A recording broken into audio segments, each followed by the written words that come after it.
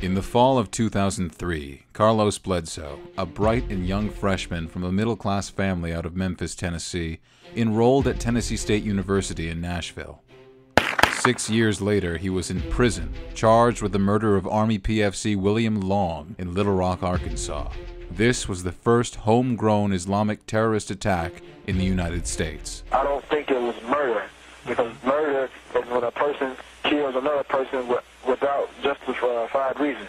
And I thought what I did was Islamic justified, and also justifies, common sense, U.S. soldiers are killing innocent Muslim men and women, and we believe that we have to strike back. The FBI uncovered maps to Jewish organizations, a child care center, a Baptist church, a post office, and more Army recruiting centers in New York and Philadelphia. How did Carlos go from being a regular American kid to becoming a jihadist murderer who believes that the murder of American soldiers and Jews is justified by Islam?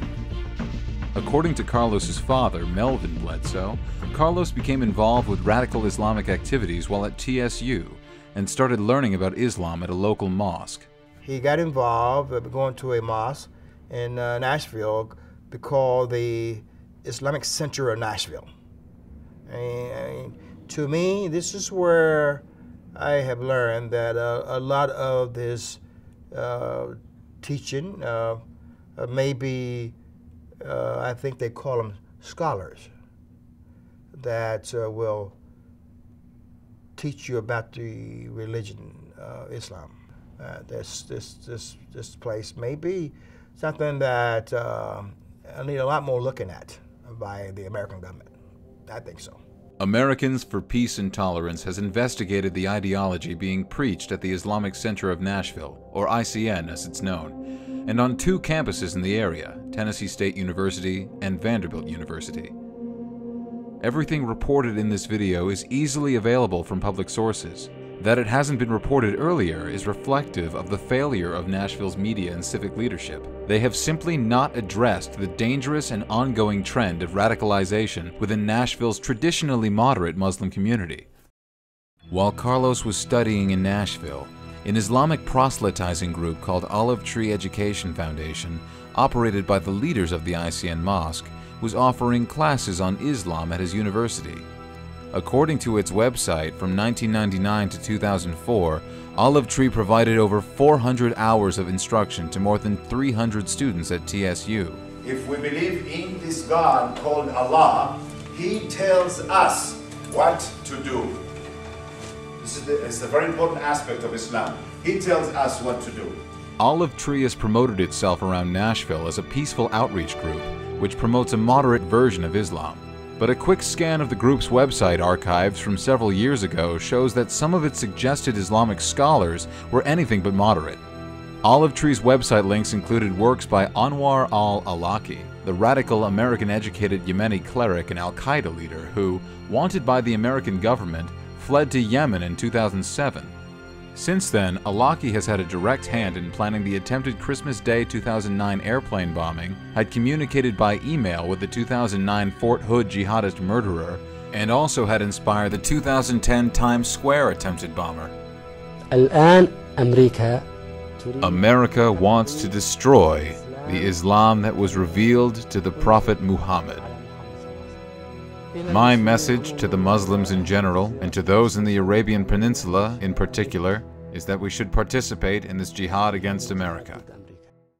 Anwar AlAwlaki has built an aggressively active al-Qaeda branch in Yemen. Even before Osama bin Laden's elimination, the US government considered Awlaki to be the greatest threat to national security. He is believed to be a likely successor to bin Laden. Would you say that Awlaki is at least as severe a threat today as bin Laden? I actually consider al-Qaeda in the Arabian Peninsula, with Awlaki as a leader within that organization, probably the most significant risk to the U.S. homeland. The New Mexico-born cleric Anwar AlAwlaki is part of a new breed of digital jihadists who use the internet to inspire their followers to launch lone wolf or small cell attacks that are nearly impossible for law enforcement to prevent. Only after Awlaki became a fugitive did Olive Tree Foundation scrub the links to his writings from its website. Yet despite AlAwlaki's most wanted status, Olive Tree's outreach director, Anwar AlAwlaki, at the time of this video's release, still lists Anwar AlAwlaki as an Islamic cleric of exemplary level on his blog. Olive Tree was founded by the leadership of the Islamic Center of Nashville Mosque. One of Olive Tree's co-founders, Abdul Hakim Muhammad, was the imam of the ICN Mosque when Carlos lived in Nashville. The other co-founder, Awad bin Hazim, was the mosque's vice president. During and after Carlos's time in Nashville, Abdul Hakim taught classes on Islam at TSU together with bin Hazim. The two men headed up the dawah, or proselytizing, and outreach department at the mosque. It seems that Olive Tree Education had been set up as a non-profit vehicle for the mosque's proselytizing efforts. Before coming to Nashville, Abdul Hakim Muhammad, which is curiously the name Carlos chose for himself when he converted to Islam, was based in New York City. Between 1995 and 1999, he was the imam of a Brooklyn-based mosque which, according to the New York Times, federal prosecutors have linked to the first World Trade Center bombing in 1993, the assassination of Rabbi Meir Kahane in 1990, and a conspiracy to blow up the United Nations and other New York landmarks in 1993. After serving as imam of this radical mosque, he was invited to become the imam of the Islamic Center of Nashville and served there until 2006, when he left for unknown reasons. Awad bin Hazim, Olive Tree's president, is the Muslim chaplain of the Muslim Students Association at Vanderbilt University. In 2010, many were shocked when he claimed at a Vanderbilt event that Islamic law calls for homosexuals to be executed. Under Islamic law, is it punishable by death if you are a homosexual? Yes. Thank you. It's punishable by death. As a practicing Muslim, do you accept or reject this particular teaching of Islam?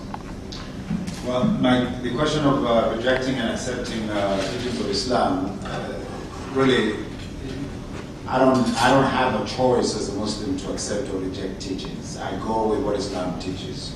In his lectures to Nashville students, bin Hazim promotes a fundamentalist view of Islam, insisting that there is no personal choice in the practice of Islam, and claiming that all Muslims must follow the rigid 7th century Islamic law known as Sharia in all aspects of life, including matters of state and justice. Because the Sharia is a complete way of life of Muslims. The idea that you can separate Islam to become an individual experience to everyone, that Islam is a private matter and that it cannot be a state matter and a community matter. That is not the teachings of Islam. And Allah cautioned us in the Quran about an Islamic society where people follow their own version of Islam, contrary to what Allah subhanahu wa ta'ala has revealed and prescribed, and then they label it as progressive Islam. Allah is the one who commands me and tells me what to do. This is number one. This requires removing from ourselves any personal opinions. One must always remember Islam is not about personal opinions. Bin Hazim insists that Muslims want to implement Sharia worldwide because the world has lost its way. The Muslims' desire to implement the Sharia in the end is one of their manifestations of their desire to please Allah subhanahu wa ta'ala.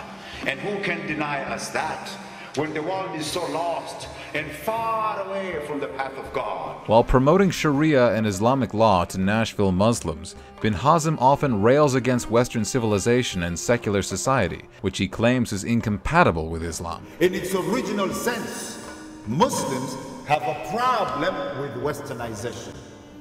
Science and technology are accepted in our culture and our tradition, but they are to be subordinate to Islamic beliefs and values in order to guard against the secularization of Muslim societies. Bin Hazim urges Muslim students in Nashville to confront Western civilization, telling them that by living in the West, they are destined to be on the front line of Islam's challenge to Western society. You as the leaders of tomorrow will guide the Muslim world's reaction to westernization and Western thought.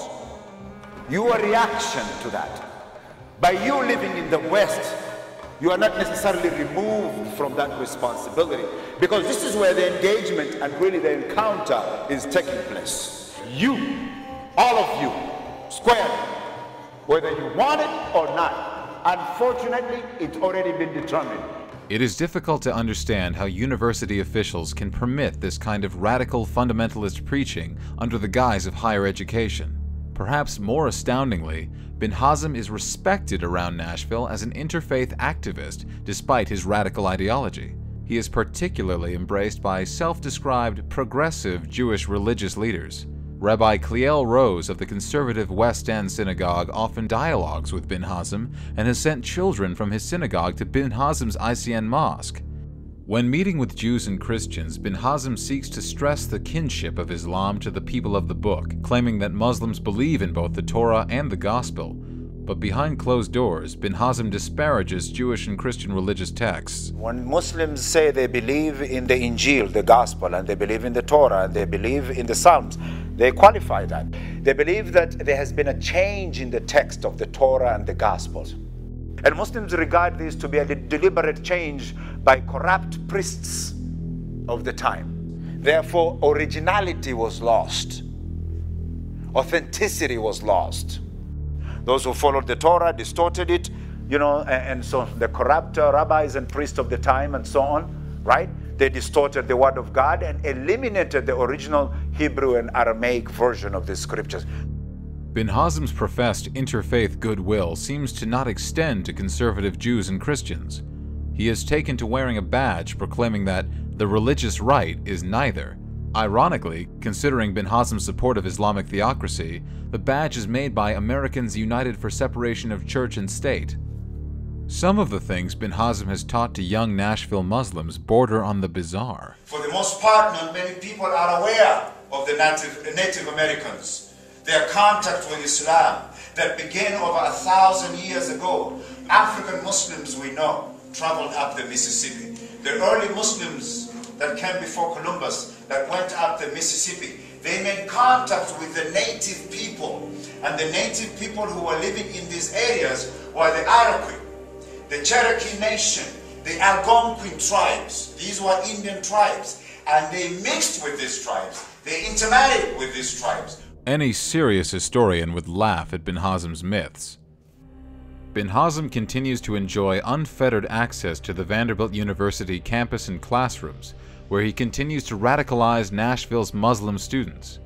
Why are the administrators of Vanderbilt and TSU continuing to turn a blind eye to radical Islamic ideology being preached on their campuses?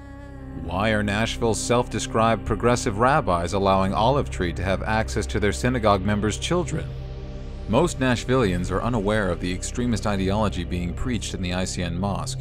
In our politically correct society, civic leaders and the media have no framework for dealing with radical Islam. As a consequence, the media are focused on protecting what they perceive as a vulnerable minority at the expense of honest reporting. Those who do expose radical Islamic leaders are inevitably accused of presenting circumstantial facts, taking things out of context, or exaggeration, no matter what facts are unearthed. One of the clearest examples of this journalistic negligence is the Tennessean's religion reporter, Bob Smetana. Despite ample evidence to the contrary, Smetana has authored mostly glowing reports about the Islamic Center of Nashville Mosque and Olive Tree Foundation. At the same time, he disparages people who raise questions about radicalization as bigoted or Islamophobic. Melvin Bledsoe blames Nashville-based Islamic radicals for setting his son on the path to extremism and hatred. Still yet, I have a hole in my heart. Oh yes, my heart do bleeds for the family of the victim. But we too are victims. My son was a victim. People need to understand, in this country, there are people out here that's bent on destroying the America we live, the America we know. They don't care about who they use, manipulate. They just want to destroy not just one America, but the whole country. These people did something to him. And they're doing it to every American citizen that they can. The ideology being preached in Nashville by people like Awad bin Hazim and others in mosques like the Islamic Center of Nashville promotes hatred for America and Americans among Nashville's Muslim students. Hatred can easily lead to violence. In the back of my mind, I did not understand how a religion can teach someone so much hate because you disagree with someone else's opinion or their style of life or their belief in their God. I tell you, American people, you need to be very careful about who teaches you about religion. This film was produced by Americans for Peace and Tolerance with the generous support of the Tennessee Freedom Coalition and private citizens of Nashville.